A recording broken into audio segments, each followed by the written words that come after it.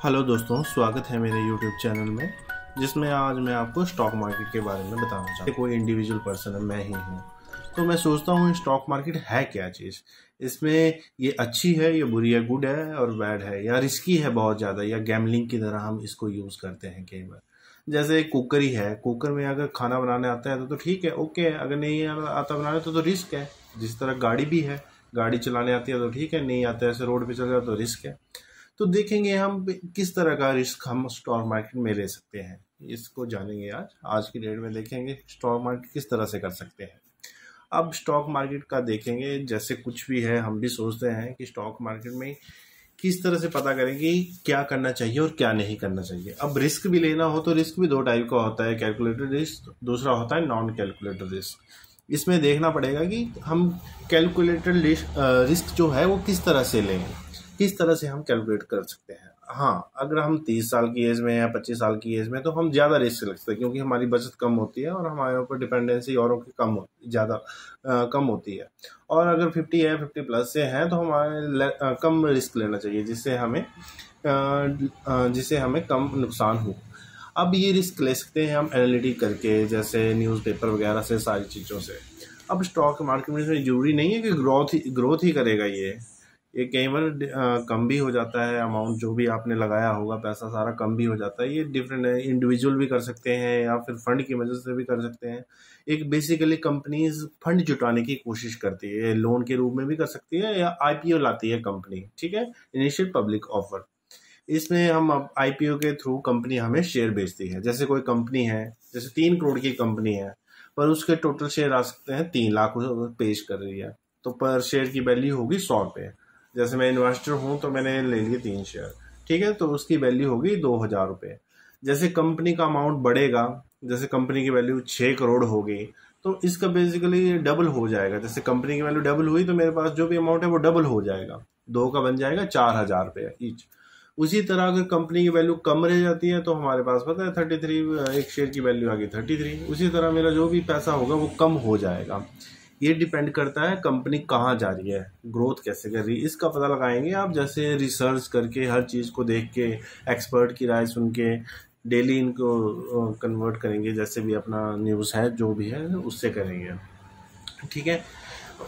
जैसे ये है, अब कैसे कंपनी है, जैसे कंपनी पैसा कमाती है तो पैसे के रूप में दे सकती है, बोनस के रूप में न्यू शेयर दे सकती है। उस तरह से डिविडेंड बोलते हैं उसको, डिविडेंड के बारे में अलग बताऊंगा मैं आपको किस तरह से ये काम करती है, ठीक है। अब लोग जैसे भी किसी कंपनी को खरीदते हैं, बाइस करते हैं शेयर, अगर डिमांड हाई होगी तो नेचुरल सी बात है उसकी प्राइस भी हाई होगी। जैसे इन्फोसिस है, टीसीएस है, उनको पता है ग्रोथ हर महीने डिविडेंड देती है, तो उसकी तरह देखते हैं लोग, आगे की तरफ बढ़ते रहे। अगर कंपनी जैसे ठप हो जाती है तो बंद हो जाती है, किसी तरह से नेगेटिव न्यूज आती है, तो पता है उसकी डिमांड लो होगी और प्राइस भी लो हो जाएगा उसी टाइम। तो कंपनी का बेसिकली ये करता है कि कंपनी ग्रोथ कैसे कर रही है, क्या उसका प्रोडक्ट है, क्या कर रहे हैं। जैसे एक एग्जांपल लेते हैं गूगल का। जैसे गूगल का 2000 में अगर जिसने लिया होगा तो उसको तो माला माल कर दिया होना गूगल ने, पर ये है कि डिविडेंड के रूप में उसने इतना पैसा दे दिया होगा, पर शेयर की वैल्यू भी ज़्यादा होती है। जैसे एग्जाम्पल लेते हैं एमआरएफ का। एमआरएफ की वैल्यू है आज के डेट में, एक शेयर की वैल्यू है जो 1990 में 11 रुपये का शेयर आया था, वो उसकी वैल्यू होगी 1,11,000 आज की डेट में। अब स्टॉक मार्केट के 2 टाइपें हैं, जैसे Bombay stock exchange, national stock exchange, इस तरह से है। अब सबसे मैं तो ट्रेडिंग करता हूँ, जो अपनी करता हूँ एनएससी में ज़्यादा करता हूँ। इसमें डीमैट अकाउंट खोल सकते हैं आपको, मैं आपको बता भी दूंगा, अपने डिस्क्रिप्शन लिंक में बता भी दूंगा कि किस तरह से खोल सकते हैं। पर आजकल लोगों को पता होता है, जीरोधा हो गया, एंजल वन हो गया, अपस्टॉक हो गया, मोतीलाल ओसवाल हो गया, किस तरह से होगा। ये डीमैट अकाउंट आपके सीधे बैंक अकाउंट से लिंक होगा, ठीक है। ये ओपन करने के लिए बड़ा इजी काम है, जैसे करते हैं आपके लिए थोड़ा बहुत चाहिए। जैसे जीरोधा में कुछ चार्जेस हैं, एंजल वन में फ्री करता है, ये अप स्टॉक में भी फ्री करते हैं। मुझे इन 2-3 चीज़ों का 2-3 डीमैट अकाउंट जहाँ भी खोलते हैं उन्हीं का पता है, बाकी आप सर्च करके कर सकते हैं कहीं पे भी।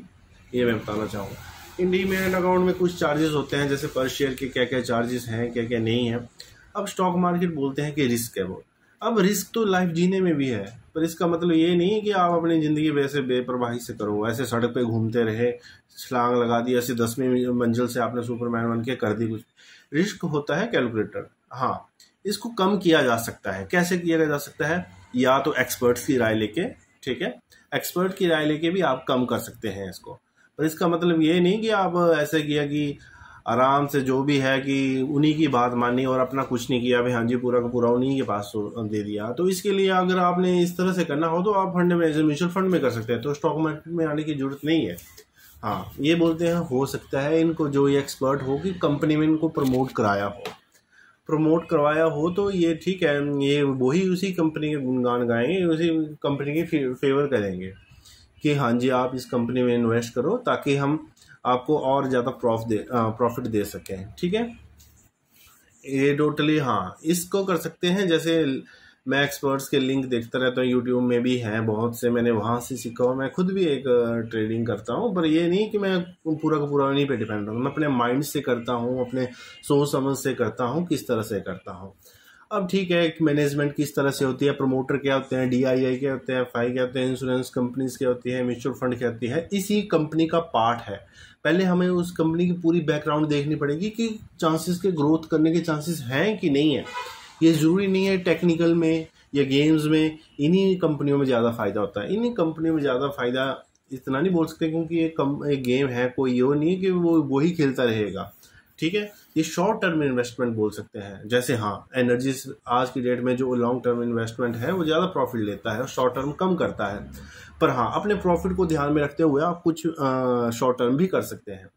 जैसे फॉर एग्जांपल आपको मैं बताना चाहूँ, जैसे वॉरेन बफे हैं, राकेश झुनझुनवाला है, उन्होंने बड़ी बड़ी कंपनियों में अपने थोड़े थोड़े स्टेक होल्डर किए हुए हैं, तभी ये आगे आज जाके इतने बड़ी मुकाम पे पहुंच पाए। Thank you everyone who watching my channel, please subscribe and like. Thank you so much.